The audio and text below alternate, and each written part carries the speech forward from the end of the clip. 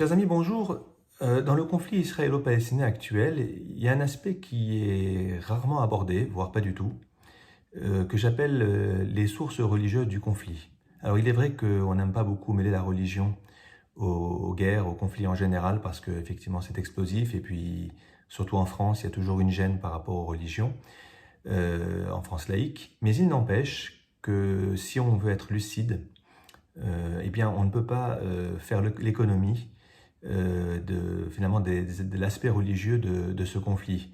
Vous avez certainement entendu parler d'un rabbin philosophe franco-israélien, français d'abord, et puis ensuite il est parti s'installer en Israël, qui s'appelait le rabbin Léon Ashkenazi, rabbin philosophe, on l'appelle souvent Manitou, son nom de totem des EI, éclaireuses et éclaireurs israéliens de France. Et Manitou fait partie de ces hommes, de ces grands penseurs qui ont contribué d'ailleurs au renouveau de la pensée juive après la Seconde Guerre mondiale. Et il a beaucoup scruté les textes de la Bible, en particulier les textes du livre de la Genèse, où il est question des patriarches, des matriarches de leurs enfants, pour essayer de proposer une grille. Il parlait toujours du sens de l'histoire, de la philosophie de l'histoire, qui caractérise le judaïsme.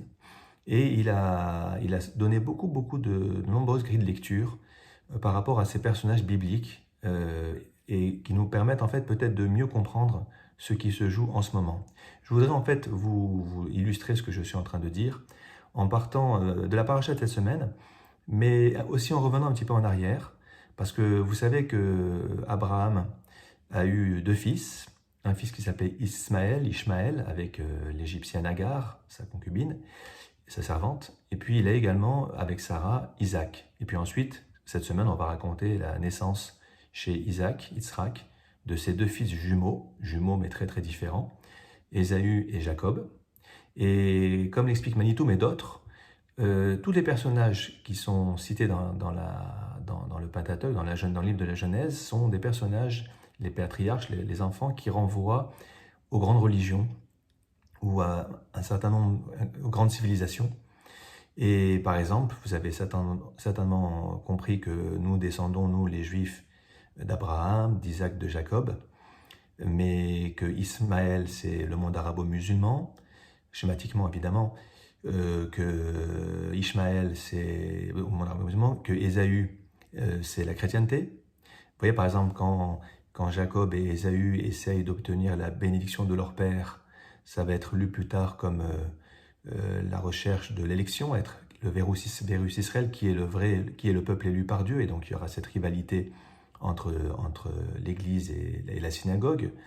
Eh bien écoutez, moi je voudrais plus vous parler évidemment d'Ishmaël, même si en réalité il y a aussi un lien avec la chrétienté, puisque comme vous le savez, beaucoup de pays occidentaux ont pris fait des causes pour les Palestiniens plus que pour Israël. Ça fait penser d'ailleurs dans la paracha de cette semaine à Ésaü, qui va épouser une femme de la famille d'Ishmaël. Donc on voit qu'il peut y avoir alliance entre Ishmaël et Ésaü, c'est-à-dire entre l'islam et la chrétienté. Mais on va simplement se contenter aujourd'hui de parler d'Ishmaël et peut-être de revenir sur ce qui a été dit au sujet d'Ishmaël. Alors il y a aussi une rivalité avec Ishmaël, mais comme disait Manitou, l'essentiel de la rivalité entre Ishmaël et Israël, c'est une rivalité autour de la terre. Pas tellement théologique. Manitou fait remarquer qu'au niveau de la théologie, le monothéisme musulman est très similaire, semblable au monothéisme du peuple juif. En revanche, où se cristallise le conflit, c'est au niveau de la terre d'Israël, et on le voit vraiment très clairement aujourd'hui avec cet ennemi, le Hamas, qui considère que le peuple d'Israël n'a aucune place, aucune légitimité à occuper ce qu'il appelle son pays. Et on a vu les atrocités qu'il peut commettre au nom de cette idéologie mortifère.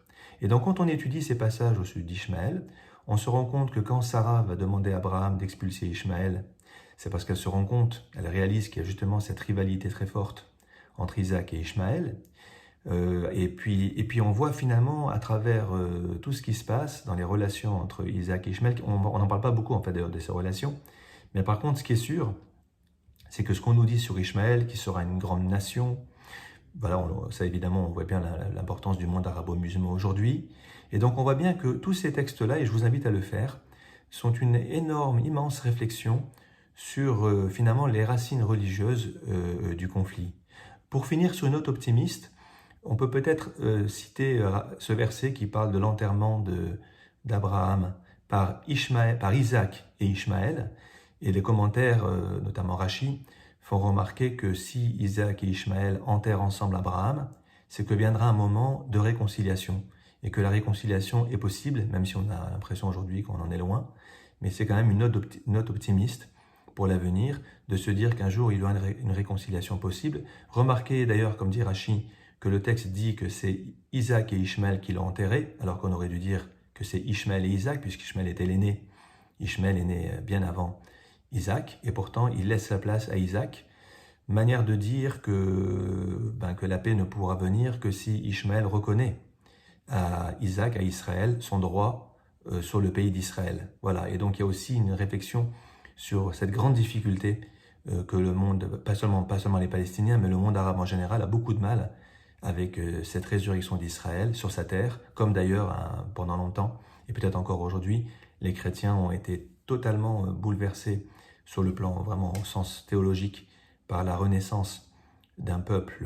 Le juif errant n'était plus errant puisqu'il avait un pays, un État, et donc il y a aussi finalement ce qui a bousculé la mentalité du monde chrétien, eh bien elle bouscule aussi celle du monde musulman qui n'est pas habitué à avoir un peuple juif sur sa terre, qui parfois même donne la nationalité à des Arabes israéliens, et alors qu'ils étaient plutôt habitués à des Juifs dans les pays d'Afrique du Nord, dhimmis, en état de sujétion, en état de soumission, et là, que les choses puissent être inversées, leur pose un vrai problème. Voilà, c'est quelques éléments que je livre à votre réflexion, mais en tout cas, voilà, relisez les passages que nous lisons aujourd'hui, sont très très intéressants, et encore une fois, mettre de côté cette dimension religieuse du conflit, à mon sens, est une grave erreur. C'est peut-être aussi le rôle des rabbins, évidemment, de le rappeler et d'essayer de trouver des solutions qui ne seront pas forcément acceptées par tout le monde, mais en tout cas, il faut dire les choses, et on est à une époque, je crois, aujourd'hui,